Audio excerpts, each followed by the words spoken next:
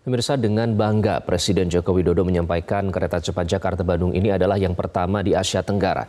Namun tahukah Anda, sebagian dari total biaya mega proyek ini merupakan utang pemerintah Indonesia kepada pemerintah China. Utang ini terjadi karena adanya pembengkakan biaya. Menteri Keuangan Sri Mulyani telah menerbitkan peraturan Menteri Keuangan tentang tata cara pelaksanaan pemberian penjaminan pemerintah untuk percepatan penyelenggaraan prasarana dan sarana kereta cepat Jakarta-Bandung. Permenkeu ini buntut dikeluarkannya Perpres nomor 93 tahun 2021 terkait penjaminan karena adanya cost overrun atau pembengkakan biaya. Pembengkakan biaya ini telah diaudit BPKP dan dalam reviewnya direkomendasikan pembengkakan biaya ini dimasukkan dalam skema penyertaan modal negara yang mana BUMN memiliki saham 60% atas kereta cepat Jakarta-Bandung. Dan secepat apa membayar utang kereta cepat karena pembengkakan biaya atau cost overrun yang mencapai triliunan rupiah, penyertaan modal negara dianggap tidak sesuai dengan konsep awal pembiayaan B2B. Kini tiap warga negara akan ikut menanggung utang biaya kereta cepat. Benarkah rumor atau pendapat bahwa ini adalah jebakan utang pemerintah Tiongkok? Kami akan membahasnya bersama pengamat ekonomi dari Institute for Development of Economics and Finance atau INDEF, Rizal Taufikur Rahman. Mas Rizal, selamat siang. Selamat siang. Ya, Mas Rizal, akhirnya hari ini sudah dilakukan soft launching, sudah mulai beroperasi. Nah, langkah pemerintah untuk menjamin utang proyek kereta cepat ini dianggap akan menambah resiko pada APBN. Ini padahal tahun 2015, masih ingat ya, ada pernyataan tidak akan menggunakan APBN atau hanya akan pure business to business. Banyak juga aspek diperkirakan yang akan meleset dari target awal. Apa pendapat Anda soal ini, Mas Rizal? Ya, memang itu menjadi catatan kita ya dulu di awal pada saat perencanaan itu, bahwa kereta api cepat ini lebih banyak kerjasama B2B ya. Tapi ternyata B2B tidak berjalan mulus karena tentu saja hal ini juga banyak masalah gitu ya, terutama cost overrun. Selain itu saya kira di awal perencanaan juga nampaknya eh, apa tidak matang begitu ya, sehingga banyak prediksi-prediksi yang di awal atau perhitungan-perhitungan saat perencanaan, tetapi pada realisasinya terjadi perubahan. Eh, Hal ini juga tentu akan mempengaruhi terhadap keputusan di dalam realisasi KCIC ini. Dan terbukti gitu ya bahwa meskipun KCIC ini sudah berjalan gitu ya, tetapi kan menyisakan atau justru menambah beban utang baru bagi PPN kita.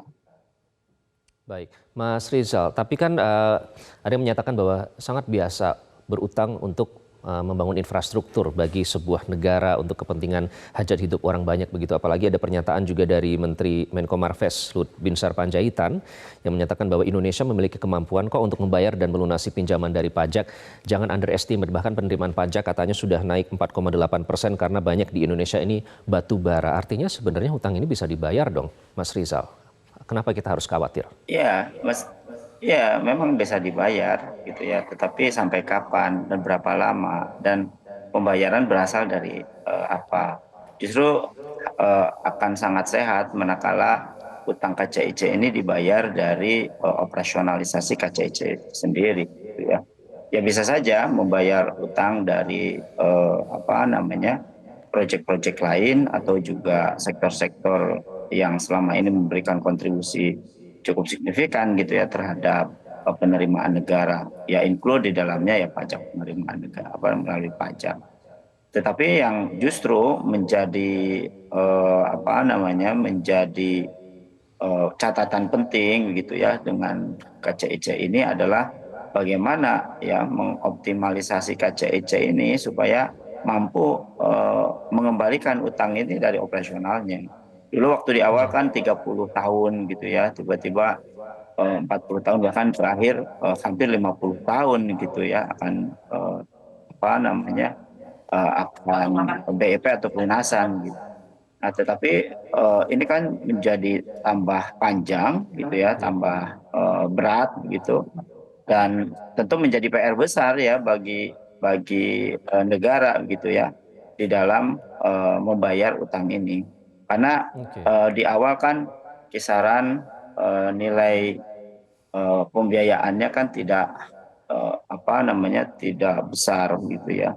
Bahkan tadi skemanya juga skema bisnis to bisnis. Sekarang malah yang menggerogoti APBN gitu ya. Apalagi APBN kita juga sekarang kan lebih banyak dialokasikan juga untuk beberapa PSN yang strategis. Contohnya misalnya IKN, itu tambah lagi, tambah berat lagi. Hmm. Ya, harapan Oke. kita kan memang KCIC ini bisa memberikan tambahan ya penerimaan negara ya tentu saja untuk membayar utang atas pembangunan KCIC ini. Oke, Mas Rizal, kalau kita berbicara tentang daya tawar, kan China Development Bank ini menolak untuk menurunkan bunga ya. Mereka tetap bersikeras dengan bunga yang mereka ajukan. Artinya daya tawar Indonesia ini rendah dong, sampai tidak bisa bernegosiasi untuk menurunkan bunga utang ini, kereta cepat ini. Ya, itu menunjukkan hal demikian bisa saja gitu ya. Artinya ya kita nampaknya yang butuh gitu ya. Seharusnya kan bisa dinegosiasi gitu. Eh, karena ini kan simbiosis mutualistis. Artinya bicara kerjasama gitu ya, maka tentu saja kan mesti saling menguntungkan dua-duanya. Kita justru jangan sebaliknya gitu ya.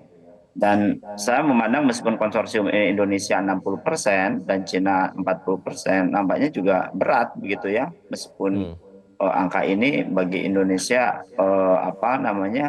cukup strategis gitu. Hanya saja Oke. tadi permasalahannya itu adalah di tengah konsorsium yang terjadi, misalnya kalau Indonesia konsorsiumnya leadernya adalah PT KAI, kemudian ada beberapa perusahaan lagi gitu ya. Dan ini tentu menjadi PR lagi gitu ya. Oke. Apalagi Mas kan Rizal? BUMN juga sekarang sedang menghadapi beberapa masalah Baik, finansial juga gitu. sedang beberapa ada masalah dengan BUMN.